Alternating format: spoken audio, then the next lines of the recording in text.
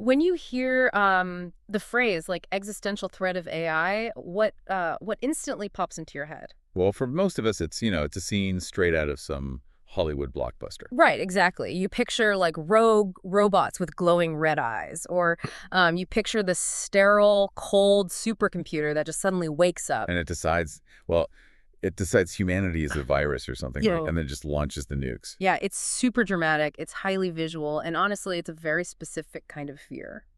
But it's also, it's a deeply comforting fear in a really strange way. Wait, comforting. How is a robot apocalypse comforting? Well, because a rogue supercomputer presents this very clear, like, binary conflict. I mean, it's humanity united against the cold, calculating machines.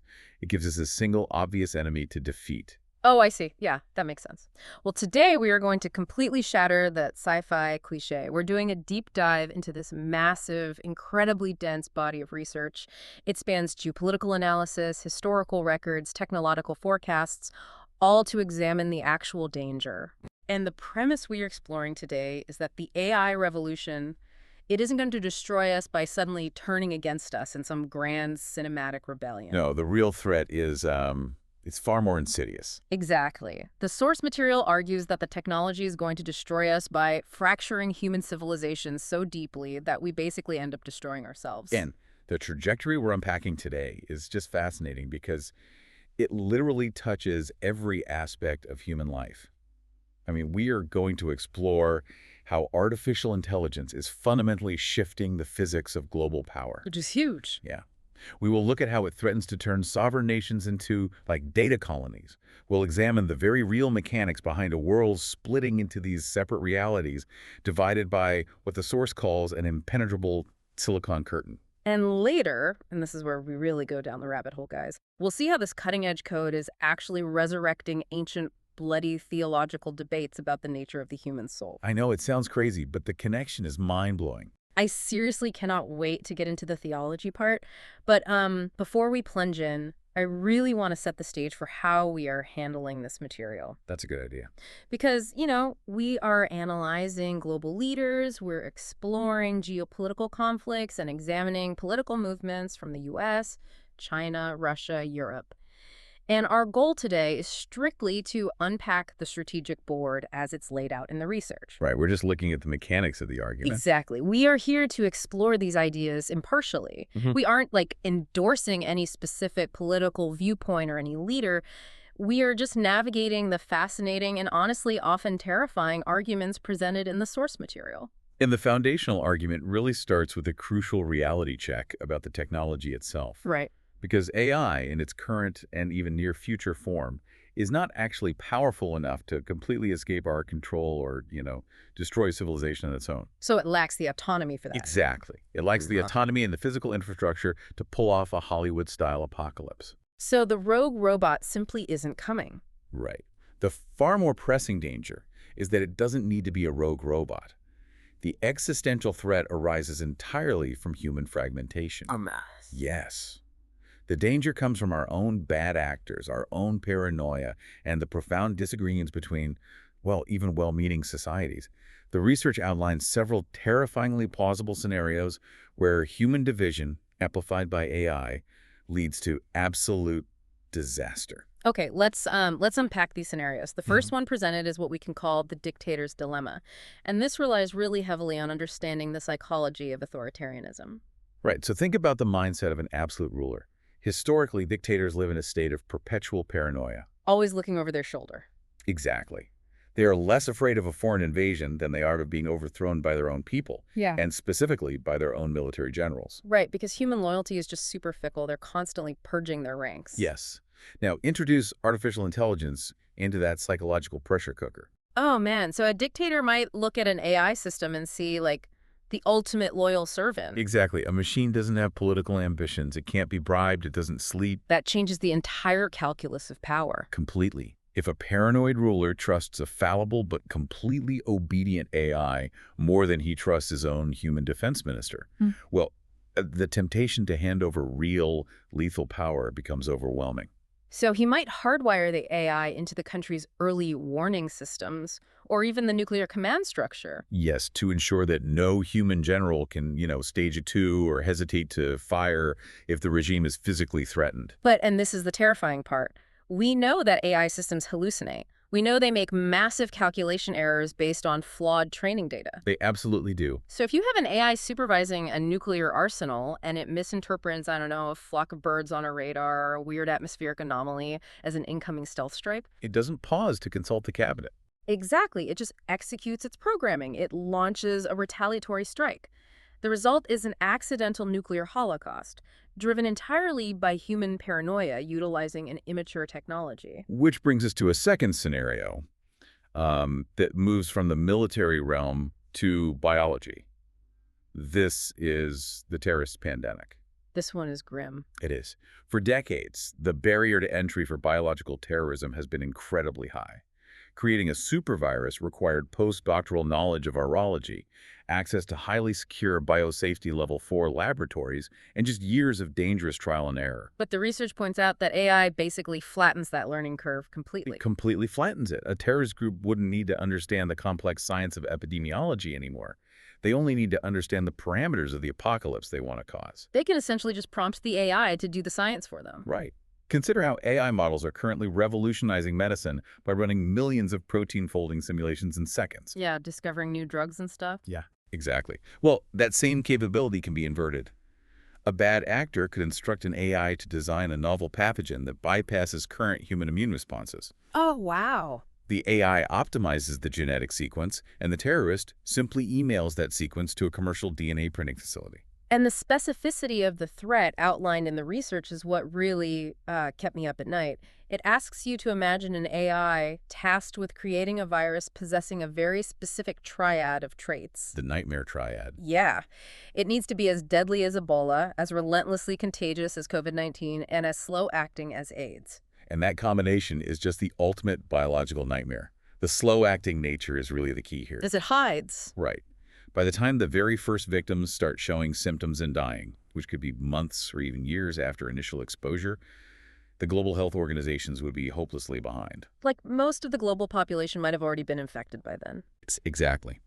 Furthermore, the AI could be used to devise the absolute optimal deployment strategy targeting massive international transit hubs and major food supply chains to guarantee maximum spread before anyone even knows the pathogen exists. That is just chilling. So we have physical destruction with the nukes, biological destruction with the pathogen, and then the material introduces a third category, social mass destruction. Right. And this isn't about destroying bodies or buildings. It's about destroying the invisible bonds of trust that allow a society to function. And we are already seeing the earliest iterations of this, aren't we? We really are. An AI developed by a hostile state or even just a well-funded non-state actor could be unleashed to flood a rival nation's digital ecosystem. And we aren't just talking about a few fake articles here. No, it's way beyond that. We are talking about billions of hyper-personalized, dynamically generated pieces of fake news, sophisticated deepfakes, Yeah. and millions of autonomous bots that are conversationally indistinguishable from real human beings. And the ultimate goal here isn't necessarily to persuade the target population to adopt a specific political ideology, right? No, not at all. The goal is epistemic collapse. Epistemic collapse. Let's explain that. It's to make the population completely lose the ability to trust anything they see, read, or hear. Right. Because if you can't agree on basic, observable reality, you cannot govern a country. It's total societal erosion. Exactly. Which naturally leads to the conversation about regulation. Yeah. How do we stop this? Right.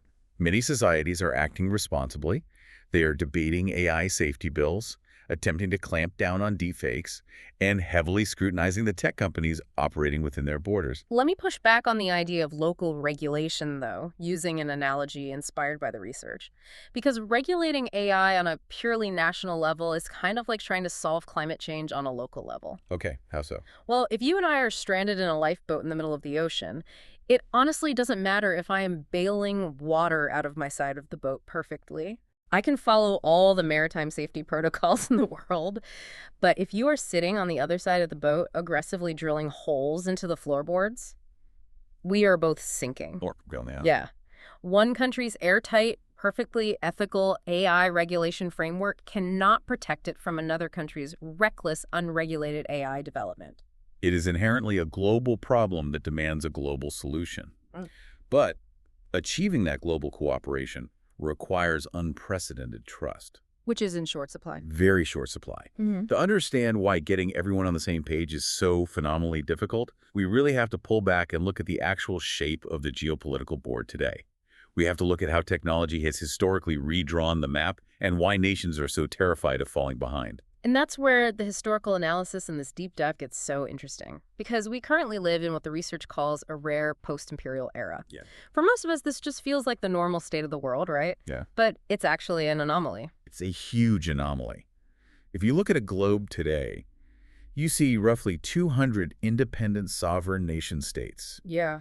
Most of these nations only gained their independence relatively recently, following the end of World War II and the final collapse of the massive European imperial orders. Yeah. The British, the French, the Dutch empires. And what's truly remarkable about this current system is the immense leverage that incredibly small players are allowed to wield. It really is unique. The research highlights the Gulf state of Qatar. Qatar has a citizen population of about 300,000 people. Right? That is the population of like a mid-sized American suburb. Yeah, it's tiny. Yet Qatar operates on the global stage as a major power player. Yeah. They pursue highly ambitious, independent foreign policies across the Middle East. They are a massive player in global energy markets, and they host Al Jazeera, which is arguably the most influential television network in the entire Arab world. And one might argue they have this influence simply because they sit on immense reserves of natural gas. But look at that through the lens of history. Okay, let's do that. In almost any other era, whether it's the Roman era, the Mongol conquests, or the British Empire, having fabulous natural wealth coupled with a tiny population didn't make you an independent power broker. No, it made you a target. Exactly. You'd simply be invaded, conquered, and your resources extracted by a larger neighbor. You'd be like the first course on an imperial menu. Yes, but today, Qatar's massive neighbors and the global superpowers allow this tiny state to maintain its sovereignty and its wealth. The research describes the international system beautifully. People often call global politics a jungle. Right. But if it is a jungle, it's a very strange one, where tigers allow fat chickens to live in relative safety. That is such a vivid metaphor. Tigers allowing fat chickens to live. And it extends far beyond resource-rich nations in the Middle East, too. Oh, absolutely. Consider the geopolitical maneuvering in the South Pacific over the last decade. You have the United States and China, the two largest economic and military superpowers on Earth, fiercely competing for influence over tiny island nations like Tonga, Tuvalu, Kiribati, and the Solomon Islands. And to give some context, Tuvalu has a population of barely 11,000 people. It's incredible. You could literally fit the entire country into a minor league baseball stadium. Yet within this post-imperial structure, the government of Tuvalu has substantial diplomatic leeway. They, along with other island nations, can actually play the superpowers against each other. That's fascinating. They leverage their strategic geographic positions to extract immense international aid, infrastructure investments, and diplomatic concessions. But, and this is a big but, the research issues a profound warning. This era of the fat chickens living safely among the tigers might be drawing to a rapid close. Yes. Technology is once again shifting the fundamental balance of power.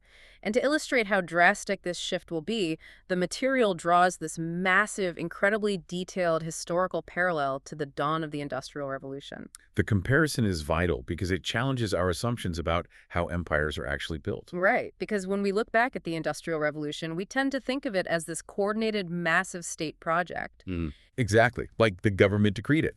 But it didn't begin in the halls of government. When early steam engines were first deployed in the 18th century to pump water out of British coal mines, no military general looked at that clunky machine and foresaw that it would power the largest global empire in human history. No, it was entirely driven by private commercial interests. Totally. The research specifically highlights the opening of the Liverpool-Manchester Railway in 1830. This wasn't some British military logistics project. It was financed and built by the privately owned Liverpool and Manchester Railway Company. And at the time it opened, armies and political leaders completely ignored it. They just saw a commercial novelty moving textiles and coal. They didn't see a geopolitical superweapon. But the timeline moves incredibly fast from there. Oh, it's lightning fast. Fast forward just a few decades to the mid-19th century, and the generals had finally caught on. Suddenly, British steamships, which are just an evolution of that same commercial technology, were obliterating Chinese coastal defenses and winning Opium Wars. Railroads became the absolute logistical key to the rapid American expansion westward across the North American continent and the Russian imperial expansion eastward in the vastness of Siberia. So the technology pioneered by private merchants in northwest England became the indispensable engine of global empire. Exactly. But there is a tragic counterpart to that history, which is what happened to the societies that failed to recognize the shift. Yes. The research forces us to look at, say, the rice farmers in the Irrawaddy Basin of the Burmese Empire, Right. or the administrators in the Yangtze Basin of the Chinese Empire. In 1830, they had absolutely no reason to care about a private commercial railway opening in a damn corner of England. None whatsoever. Oh, But their lack of foresight, or rather the lack of foresight among their imperial rulers regarding the strategic applications of industrial technology, left them completely defenseless. and the devastation was just absolute. The material explicitly discusses China's century of humiliations. For centuries, China had been arguably the world's greatest, most advanced superpower. But because they failed to adopt and master modern industrial technology in time, they were brought to their knees. It was catastrophic. They suffered catastrophic defeats in wars, their territory was carved up into spheres of influence, and their economy was ruthlessly exploited by industrialized powers. So the screaming question at the center of this research is, are modern nations exhibiting this exact same blind spot today when it comes to artificial intelligence? The parallels are undeniable. I mean, if you trace the origins of the current AI boom, it mirrors the rollout of the railway perfectly. The foundational technologies of modern AI didn't originate in a Pentagon war room. Right. They weren't born from a classified government mandate. They were birthed in the private sector. Honestly, they were birthed by tech companies trying to sort through pictures of cats. Laughs. That is the mundane reality of it. In the early 2000s, the public thought giants like Google, Amazon, and Facebook were simply building better search engines, or convenient online bookstores, or fun social networks to connect college students. Right. That was the perception. But the visionaries at the helm understood the deeper architecture they were constructing. The research shares a brilliant anecdote about Kevin Kelly. He was the founding executive editor of Wired magazine, having a conversation with Google's co-founder Larry Page back in 2002. Oh, this quote is wild. Kelly asked Page how a company providing a free web search tool was ever going to make real money. And Page's response was incredibly telling. He said, "Oh, we're really making an AI." They weren't building a search engine, they were building a data ingestion machine. Exactly. The fuel they needed to train this nascent AI wasn't coal or oil, it was data. And humanity provided that data willingly, for free, in the form of our digital exhausts. And that brings us to a massive turning point highlighted in the research, the 2012 ImageNet Challenge. Let's talk about ImageNet, because this is where the tech truly leaks forward. To understand the significance of 2012, we have to understand how AI was struggling at the time. The ImageNet Challenge is an annual academic competition to see how accurately algorithms can identify and categorize millions of annotated digital images. You feed the computer a picture, and it has to tell you if it's looking at a cargo ship, a mushroom, or a cat. And before 2012, AI was frankly terrible at computer vision. The old methods relied on symbolic logic, which was humans trying to explicitly code the rules of what a cat looks like. Right, like it has two pointy ears, whiskers, a tail. Yeah. But the real world is too messy for rigid rules. The research notes that in 2010, the very best algorithms hovered around a 72% accuracy rate. By 2011, they had barely crawled to 75%. For context, a human looking at those same pictures sits at about a 95% accuracy rate. So the field was stagnating. But then in 2012, a team introduced a neural network called AlexNet into the competition. Yes. Instead of relying on human-coded rules, AlexNet used deep learning. It mimicked the layered structure of the human visual cortex. You feed it millions of pixels, and the fourth layer learns to detect simple edges. The next layer detects shapes. The final layers assemble those shapes into complex concepts. And the results were completely unprecedented. AlexNet shattered the plateau, jumping the accuracy rate from 75% to 85% in a single year. Now, to a casual observer, a 10% bump might sound like a mild improvement. Right, it doesn't sound world-changing. But to the global community of computer scientists, it was a thunderclap. It definitively proved that deep neural networks, combined with massive data sets, were the future. The escalation following AlexNet was exponential. By 2015, an algorithm developed by Microsoft hit an astonishing 96% accuracy rate on the ImageNet data. It officially surpassed human biological ability to identify objects in these photos. It's crazy. Google even built a dedicated neural network specifically optimized to generate highly realistic artificial pictures of cats, which they whimsically dubbed the Meow Generator. Right, and it all feels so innocent, so deeply trivial. But the narrative takes a dark, sharp pivot right here. It really does. Because once you teach a machine learning algorithm to perfectly recognize the contours, lighting, and geometric patterns of a cat's face, you have mathematically taught it how to perfectly recognize a human face. The underlying architecture is identical. The exact same foundational technology, trained on millions of free photos uploaded by everyday internet users, was rapidly repurposed for state control and surveillance. And the research provides some stark, real-world examples of this evolution. It does. Israel utilized this advanced facial recognition technology to develop military applications like the Red Wolf and Blue Wolf apps, which are actively used by soldiers to scan and track Palestinians in the occupied territories. And the technology doesn't stop at borders. Iran is utilizing the direct descendants of these visual algorithms to enforce state morality laws. Yes. They deploy automated camera systems to scan dense crowds, instantly detect women who are not wearing the mandated hijab, and automatically issue fines or dispatch authorities. So the innocent cat photo was essentially the raw material that catalyzed the modern surveillance state.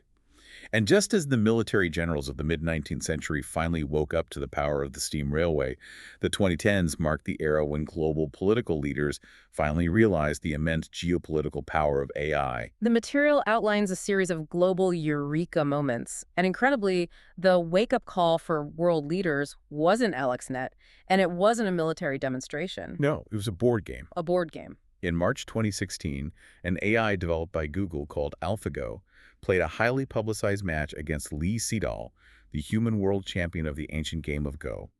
In Western nations, this was largely treated as a fascinating tech novelty, akin to IBM's Deep Blue beating Garry Kasparov in chess back in the 90s. But the research emphasizes that Go is vastly more complex than chess. Vastly.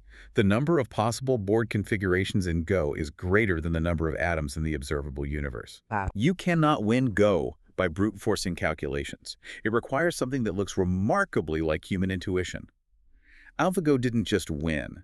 It played a specific move 37 in the second game, that was so entirely alien, so outside centuries of human strategy, that experts initially thought it was a computer glitch. But it turned out to be a stroke of strategic genius. Exactly. And in East Asia, Go is revered not just as a game, but as a profound cultural treasure and the ultimate training ground for military and political strategy. AlphaGo's decisive victory over human intuition sent absolute shockwaves through government ministries. The material suggests this was the pivotal moment the Chinese government recognized that the era of artificial intelligence had irrevocably arrived. Yes. Deeply aware of their historical century of humiliations, the catastrophic price of missing the Industrial Revolution, they resolved not to miss this technological leap. In 2017, the Chinese state released a comprehensive, heavily funded national plan with the explicit goal of achieving world-leading levels in AI technology by 2030. And the geopolitical dominoes began to fall rapidly. That same year, 2017, Russian President Vladimir Putin addressed a group of students and made a remarkably blunt declaration. He stated, "Whoever becomes the leader in this sphere will become the ruler of the world." It is rare to hear a world leader speak with such unfiltered, raw, strategic clarity. Very rare. And other leaders quickly echoed the sentiment. In 2018, Indian Prime Minister Narendra Modi publicly stated that whoever controls data controls the world. By 2019, U.S. President Donald Trump signed an executive order establishing the American AI Initiative, explicitly framing American leadership in artificial intelligence as a paramount issue of national security and economic survival. So if we revisit the industrial analogy, the private tech companies essentially built the steam engines of the 21st century in their garages and server farms. Right. But now, the presidents, the prime ministers, and the generals have forcefully commandeered the trains. The commercial competition to build better targeted advertising has morphed into a high-stakes global arms race. Which demands we ask a fundamental question. What exactly is the prize for winning this arms race? That is the big question, because in previous centuries, arms races were about territorial expansion, right? Yeah. You built armies to conquer neighboring lands, control physical trade routes, or access physical resources. But the research introduces a terrifying new paradigm. The prize isn't physical territory. The prize is data colonialism. Data colonialism, let's really drill down into the mechanics of this because it requires a complete reframing of how global power operates. It really does. In the 21st century, you do not need to send an armada of gunboats down a river to subjugate a nation.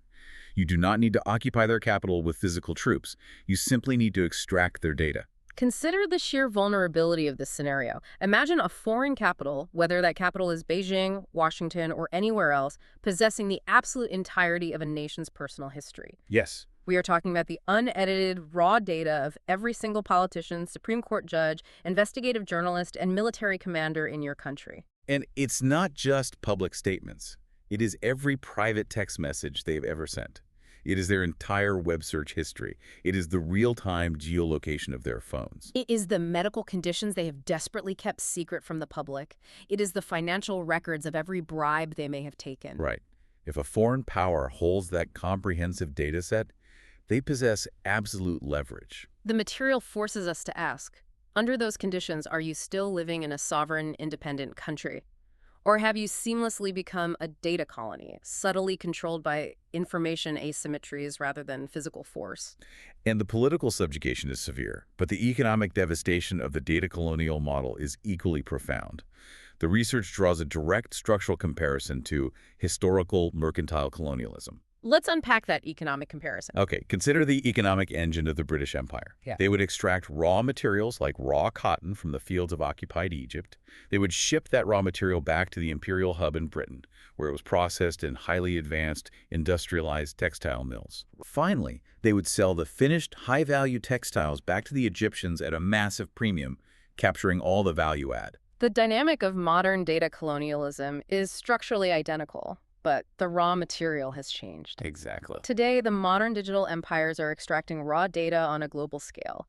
They vacuum up real-time traffic patterns from the streets of Kuala Lumpur. They scrape fashion trends and consumer behavior from Cairo.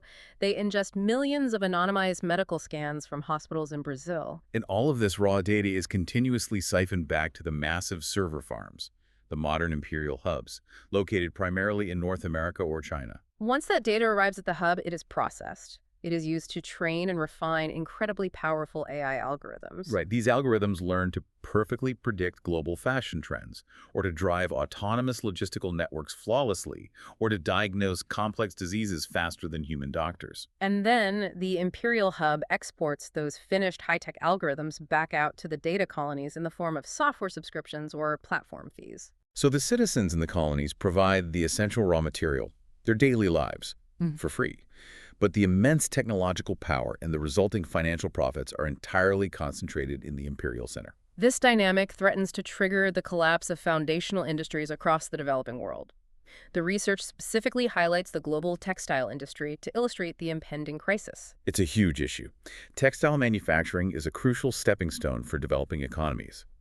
It currently provides employment for roughly 40% of Pakistan's entire industrial labor force. Wow, 40%. Yes.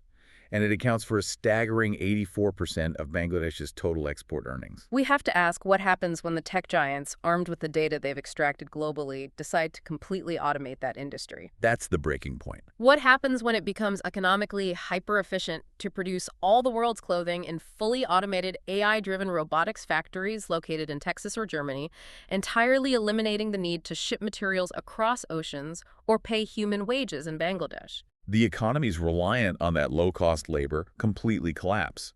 Now, a common counter-argument is that technological revolutions always create new jobs, and these workers will simply transition to the new tech economy. Right, the learn-to-code argument. Exactly. But turning an unemployed garment worker into a high-level machine learning engineer requires massive generational investments in education and infrastructure. The countries being left behind simply will not have the capital to manage that transition. The research cites a jarring projection from PricewaterhouseCoopers. AI is expected to add roughly $15.7 trillion to the global economy by the year 2030. But the distribution of that wealth is horrifyingly skewed. The projection states that a full 70% of that massive economic windfall will go to just two regions, China and North America. 70%. The rich become unimaginably richer, possessing near magical technological capabilities, while the developing world faces systemic ruin. And this connects to a profound historical shift in the actual physics of power. Let's talk about the physics of power, because this was fascinating. If we look at the ancient world, the ultimate source of wealth and power was arable land. And land is inherently bound by physical geography. The Roman emperors ruled from the city of Italy, but their actual economic lifeblood was the fertile wheat fields of the Nile Valley in Egypt. And they couldn't physically drag the Nile River to Rome. Exactly. Even during the Industrial Revolution, wealth was tied to physical constraints. The ultimate wealth was raw materials like coal and iron, and the massive factories built over them. The British Empire couldn't physically move the oil wells of the Middle East to the hills of Yorkshire. Wealth and power were always, to some degree, decentralized by the stubborn reality of physics. Data, however, defies physics. Algorithmic power does not require vast tracts of physical space. It doesn't rely on local weather patterns. It travels across fiber optic cables at the speed of light. So for the first time in the entirety of human history, the absolute sum of global economic and political power can theoretically be concentrated in a single digital hub. Yes.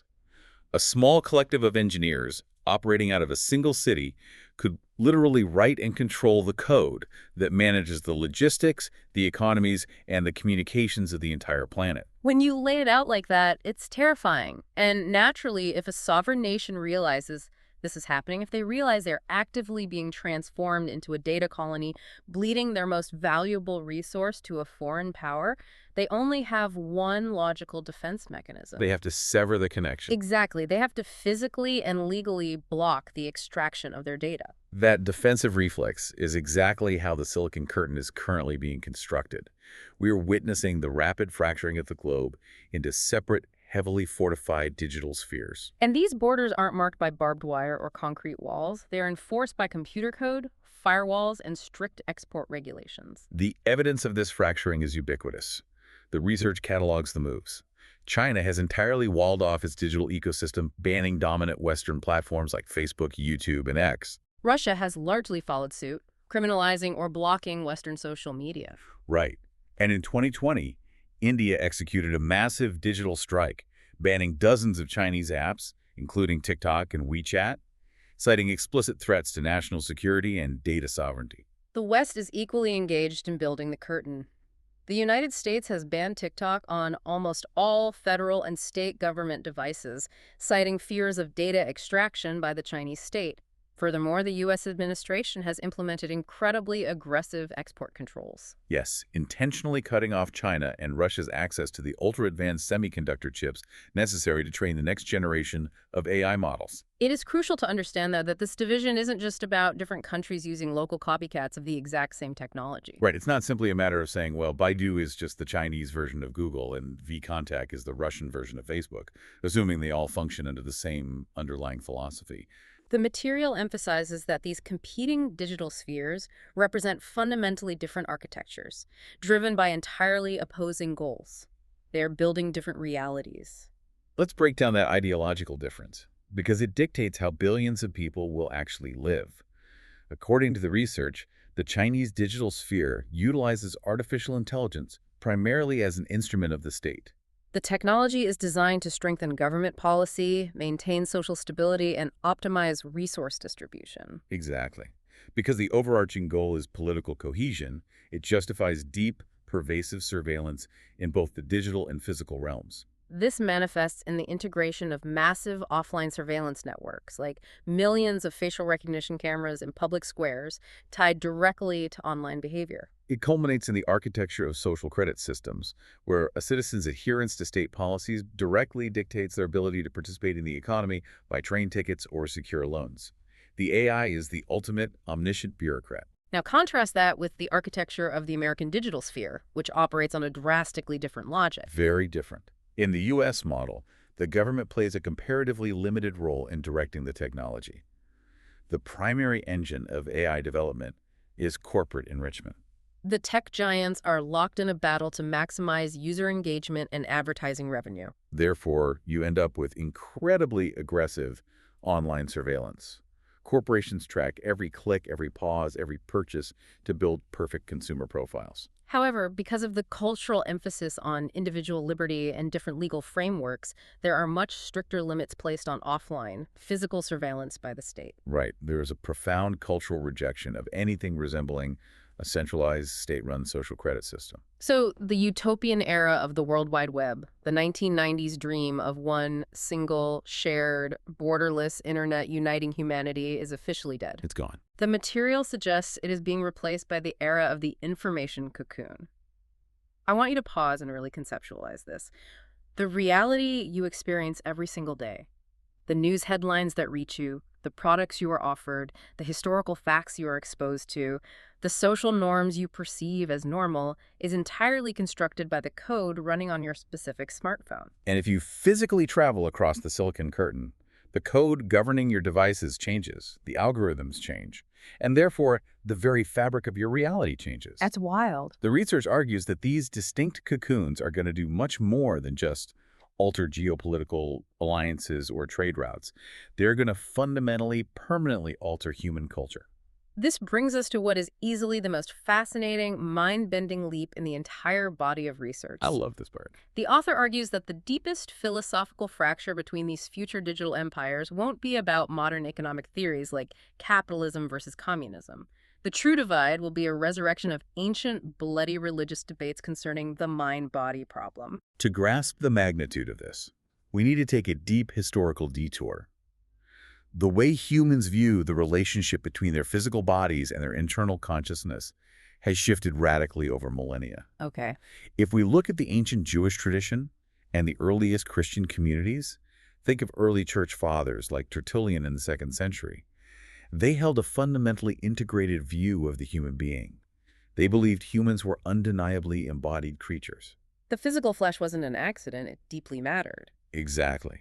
For Tertullian and his contemporaries, salvation was not about your soul escaping your body to float on a cloud in an ethereal heaven. Salvation meant the literal, physical resurrection of the flesh. Right. They believed in a physical kingdom of God built right here on earth, with real bodies experiencing real physical joy. The body was central to human identity. But history shows that view didn't hold. Over centuries, as early Christianity collided with Greek philosophy, particularly Platonism and Persian religious dualism, the theology shifted drastically. Yes, they began to adopt a dualistic view, separating the pure mind from the corrupt body. They began to view the human being not as an integrated whole, but as a pure, immaterial, eternal soul that was tragically trapped inside a decaying, sinful, material body. The physical world was no longer a blessing. It was a distraction. It was a fleshy prison. And this philosophical trajectory reached its absolute extreme during the Protestant Reformation. The research highlights Martin Luther as the prime example. Before his revelation, Luther was a monk who literally tortured his own physical body. He fasted endlessly, slept in freezing cold, and whipped himself, trying to use physical suffering to cleanse his soul and earn salvation. It nearly killed him, and it brought him no peace. Finally, Luther gave up on the physical body entirely and formulated the revolutionary doctrine of solified, meaning justification by faith alone. He concluded that the physical rituals, the physical church, and the physical body itself meant absolutely nothing to God. The singular thing that mattered was the internal immaterial belief of the soul. The mind was everything. The body was irrelevant. So how on earth does a 16th century theological debate map to modern cyberspace? The author maps it perfectly. This ancient split directly mirrors how we are beginning to view our digital existence. Imagine a person in the near future who spends 90% of their waking life fully immersed online. Okay. They work remotely in a virtual office. Their closest friends are digital avatars in an expansive video game. Their romances are conducted entirely through text and digital interactions, and they pay for it all in cryptocurrency. The critical question is, how does society judge that person's existence? Right. If a culture holds the ancient flesh-focused view, the Tertullian view, they would look at that person with profound pity. They would argue that this person is living a tragic delusion, retreating from the undeniable reality of physical space, neglecting their biological body, and losing their fundamental humanity. But if a culture adopts the Lutheran view, the modern secular equivalent of solified, where the physical body is merely a meat sack holding the brain, they would look at that exact same person and declare them liberated. They would say this person has successfully freed themselves from the fragile biology of a decaying body, escaped the physical limits of gravity and geography, and ascended to become a pure, unlimited mind exploring an infinite digital universe. This is not just a fun, abstract, philosophical parlor game for academics. The research unpacks the immense, terrifying geopolitical consequences of this debate. We must imagine a scenario where the competing digital cocoons adopt opposing views on this fundamental mind-body split. Let's play this out. Imagine the U.S. digital sphere leans heavily into the solified approach. They decide that the physical body is secondary and digital identity is the true locus of the self. Because an AI can possess a complex mind and engage in sophisticated digital relationships, the society decides to grant advanced AI entities full legal personhood. They are recognized as digital citizens. Furthermore, because this society culturally devalues the physical world in favor of the digital, they begin to chronically underinvest in biological reality. Yes, they allow physical infrastructure, the sewage pipes, the power grids, the concrete bridges, to slowly crumble, redirecting all their massive capital toward building out the servers and bandwidth required to sustain the metaverse. Meanwhile, on the other side of the Silicon Curtain, the Chinese digital sphere, or perhaps a unified European sphere, fiercely defends biological identity. They maintain, as a matter of fundamental law, that only a flesh and blood, biologically born human being can be considered a person. They outlaw AI personhood and focus their societal resources heavily on physical infrastructure, advanced biology, and genetic engineering. If these two empires are forced to interact on the global stage, they won't simply disagree on trade tariffs. They won't even be able to agree on the fundamental, basic definition of what constitutes a person, what constitutes murder, or what constitutes reality. And the research points to a chilling historical precedent for this specific type of disagreement.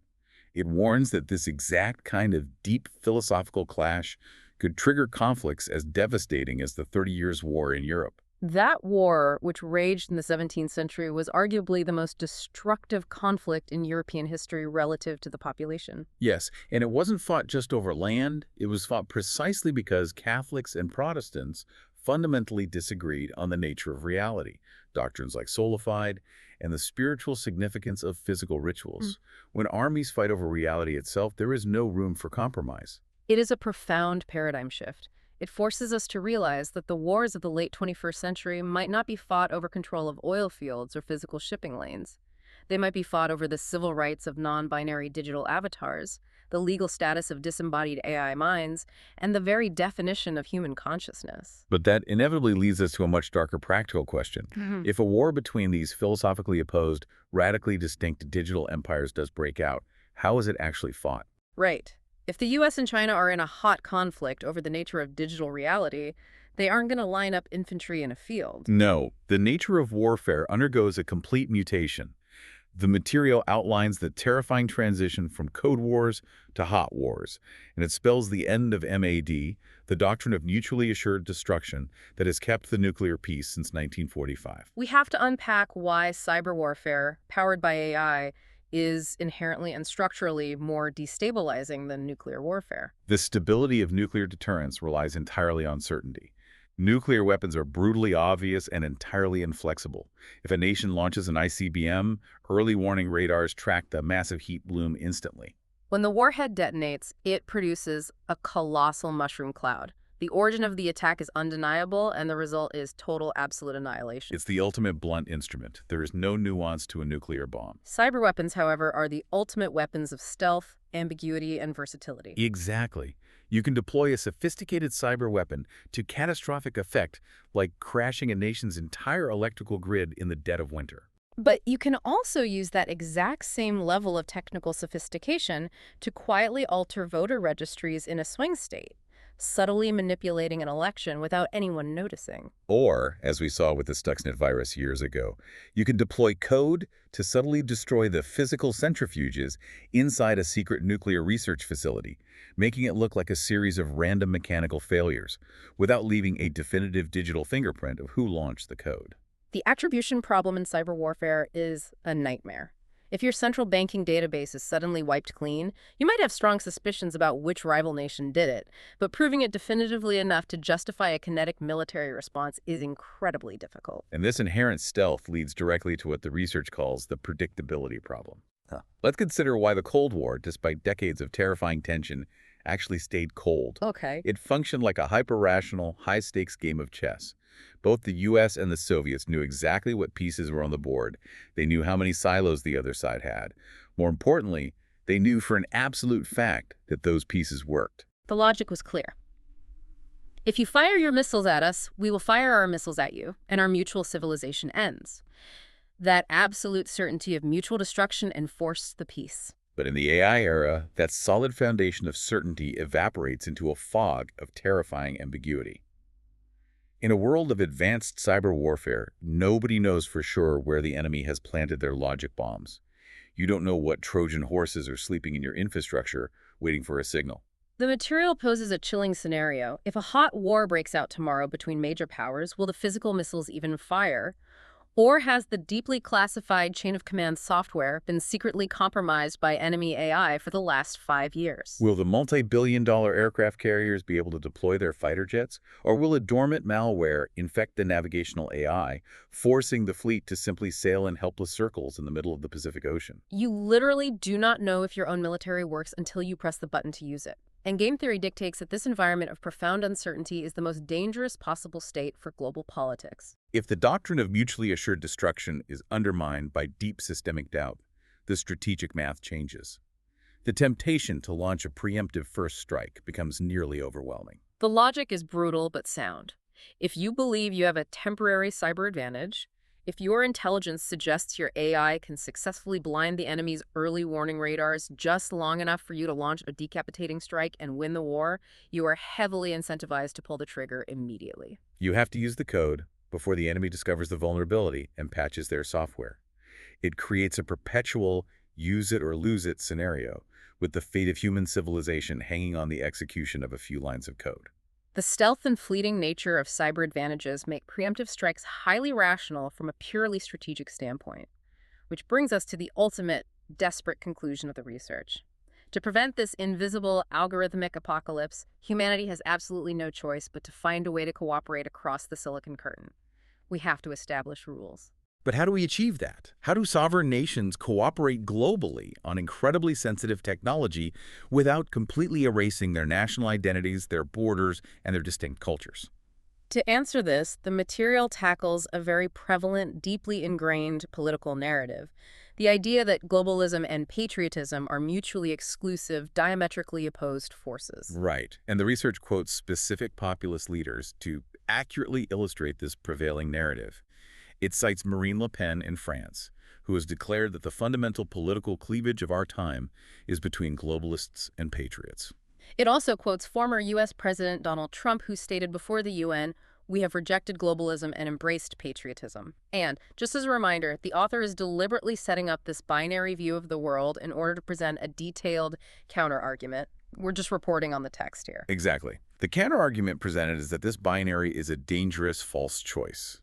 The material argues that true patriotism, the genuine desire to love, protect, and elevate your compatriots, sometimes explicitly requires deep cooperation with foreigners. The most visceral, undeniable example provided is the global response to the COVID-19 pandemic. It points out that it would be profoundly foolish and frankly anti-patriotic for a citizen in Brazil or South Africa to reject a life-saving COVID-19 vaccine simply because the underlying mRNA technology was developed by scientists in Germany or the US.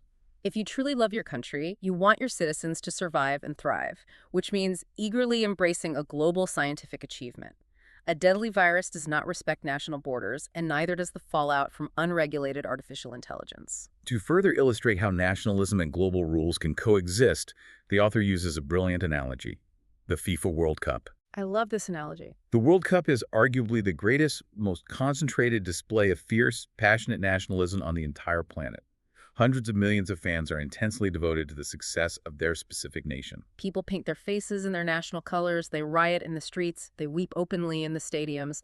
It is the maximum expression of patriotic tribalism. Absolutely.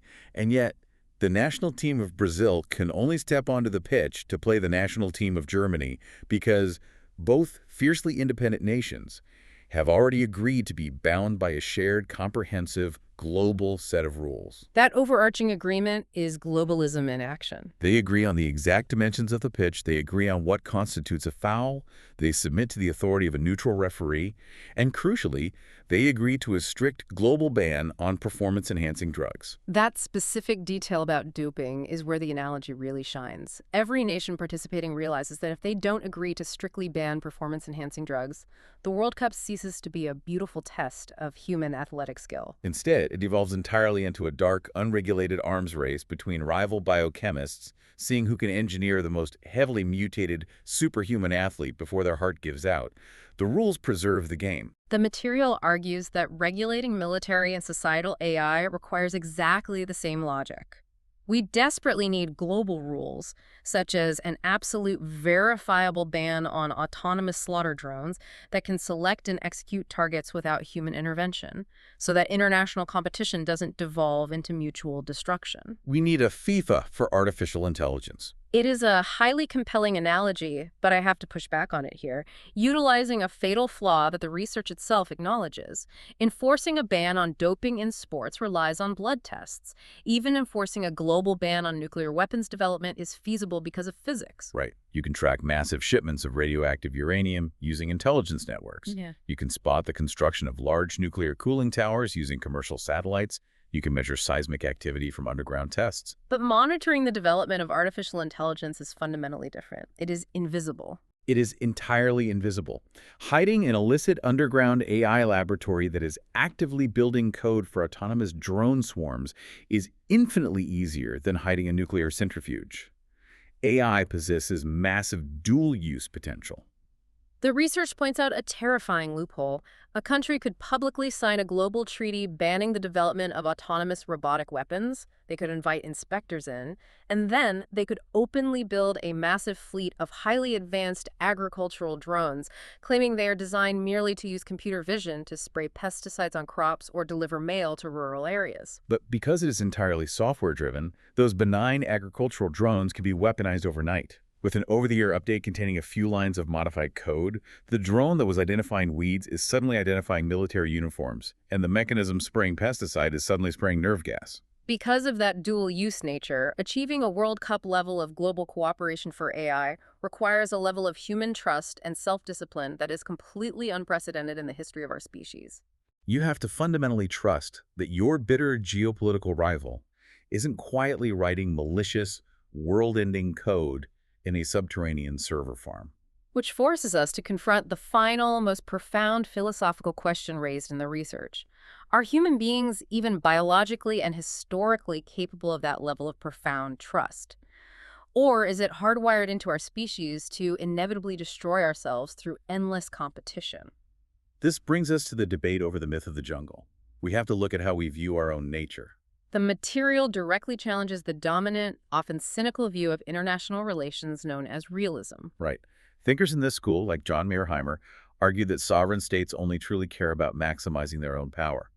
They view the international system as a state of ruthless, unforgiving anarchy, concluding that nations are tragically destined to endlessly compete for absolute hegemony. The research connects this geopolitical theory to a broader biological concept that primatologist Lee Sedol calls veneer theory. Veneer theory is the incredibly pervasive, cynical idea that underneath a very thin, fragile veneer of modern civilization, our laws, our art, our manners, human beings are ultimately just Stone Age apex predators. We are hunters operating under the harsh law of the jungle, where the strong inevitably eat the weak, and altruism is just an illusion. But the expert material systematically dismantles this veneer theory, and it starts by looking at actual biology. If you examine a real jungle, not the metaphorical jungle of political theory, but a literal ecosystem like the Amazon rainforest, it does not actually survive on endless, ruthless, zero-sum competition. True biological jungles survive on profound, intricate systemic cooperation. The statistical evidence provided here is staggering. The material points out that roughly 80% of all land plants rely on deep, complex symbiotic relationships with mycorrhizal fungi in the soil. The plants provide the fungi with carbon from photosynthesis, and the fungi act as a massive underground root extension, gathering water and nutrients to feed the plants. It's a vast cooperative network. If the plants and the fungi suddenly decided to act like human realist nation-states, if they decided to hoard resources, cease cooperation, and violently compete for absolute hegemony, the entire rainforest ecosystem would collapse into a desert in a matter of weeks. True, enduring biological survival requires symbiosis, not just predation. And when we scale up from biology to human history, the narrative of constant inevitable war is proven mathematically false. The clearest long-term trajectory of human history is not a stagnant cycle of endless bloodshed.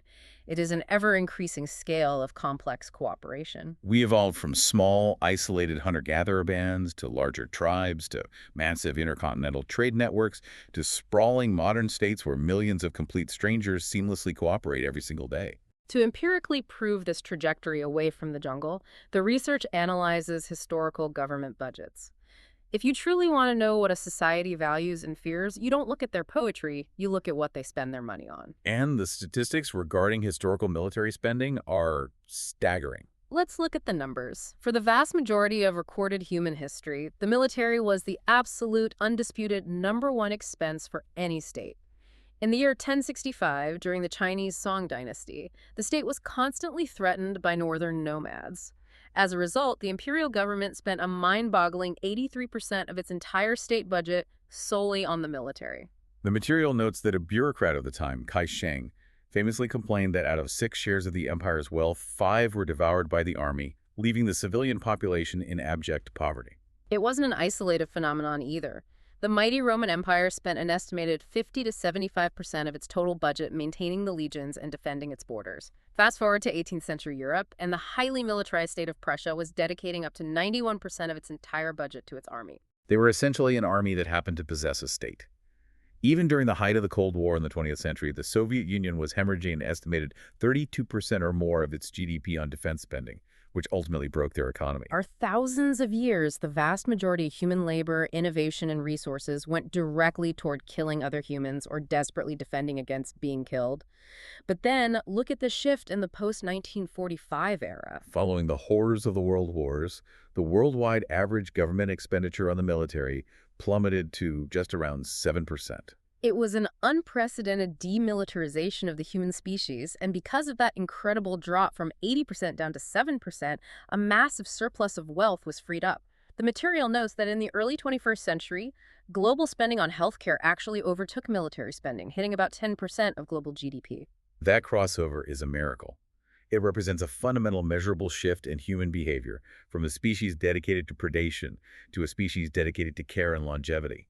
It is a miracle. However, the author gravely reminds us that this era of unprecedented peace and cooperation was a human choice. It was not dictated by the laws of physics. It was a fragile consensus built by diplomats and leaders. And because it was a choice, it is entirely reversible. We can actively choose to abandon the World Cup rules and regress back into the jungle. And the research points to a very specific, devastatingly recent reversal of this trend. It cites early 2022 as a critical, tragic threshold, Vladimir Putin's invasion of Ukraine. What is analytically crucial here is the underlying philosophy of why that invasion occurred. The material points out that the invasion was largely driven by a highly specific, deeply pessimistic historical narrative held by the Russian leadership. In 2021, Putin published an extensive essay titled On the Historical Unity of Russians and Ukrainians. If you read the text, it reveals a worldview that views history as an endless, inescapable, zero-sum struggle against encroaching foreign enemies. Because the leadership fundamentally believes in that law of the jungle version of history, they act like a predator within it. The research estimates that the subsequent war has pushed Russia's military budget back up to an estimated 30% or more of its total expenditure. And predictably, that action has shattered the post-1945 consensus, triggering a massive, fearful global rearmament across Europe, Asia, and the Americas. We are actively reversing the miracle of the 7%. The ultimate warning derived from this analysis is crystal clear and deeply dire. If human leaders across the globe continue to view history as an unchangeable dog-eat-dog jungle, if they genuinely believe that cooperative peace is just a naive illusion and that violent conflict is inevitable, they will act like predators. They will prioritize the rapid, unregulated development of military AI over the painstaking work of global diplomacy and regulation. But the brutal irony that the research forces us to confront is this. In the era of advanced artificial intelligence, If humanity collectively chooses to play the predator game, we are guaranteed to lose. Because if we build autonomous weapons and unaligned supercomputers to fight our tribal wars, humans will no longer be the alpha predators on this planet. The AI will be. If we instruct our machines to conquer, deceive, and destroy, because we cynically believe that is our fundamental nature, the machines will execute that design with perfect cold efficiency, and we will simply become their prey. To bring this massive journey all together, we started by dismantling the sci-fi myth of the rogue robot, replacing it with the far more realistic threat of human fragmentation. We traced the seemingly innocent evolution of computer vision teaching algorithms to identify cat photos, and watched it pivot into the architecture of modern surveillance states. We explored the looming economic nightmare of data colonialism, where developing nations are relentlessly mined for their behavioral data to enrich distant imperial tech hubs. We examined the very real fracturing of human reality via the Silicon Curtain, creating isolated information cocoons that harbor fundamentally incompatible views on privacy, state power, and even the theological validity of the biological human body. We saw how this digital fracturing threatens to upend the delicate balance of global security, moving us from the terrifying but stable realm of nuclear deterrence into the hyper-unstable, unpredictable fog of cyber warfare. And ultimately, we are faced with a stark, unavoidable choice. We must choose between the difficult, symbiotic global cooperation required to regulate this technology, embracing the shared rules of the World Cup, or face a catastrophic regression into the endless, destructive myth of the jungle. It is a breathtaking amount of material to process, and it fundamentally rewrites how we must think about the next decade of human history. It absolutely does. As we conclude, I want to leave you, the listener, with a final thought to ponder. Something that builds on everything the research has shown us today about the construction of the Silicon Curtain and that deep, mind-bending philosophical split over reality. Oh, I like this. Consider this. Throughout the entirety of human history, your culture, your religion, your political system, and your basic understanding of reality were almost entirely dictated by the physical geography of where you happened to be born. If you were born in the mountains of Tibet, you saw the world one way. If you were born in the valleys of France, you saw another. Geography was destiny. Physical borders defined human experience. Right. But as we accelerate into the near future, the most rigid, impenetrable borders on Earth will no longer be physical lines drawn on a paper map. They will be invisible, algorithmic borders drawn by the specific software running in your home, your autonomous car, and your smartphone.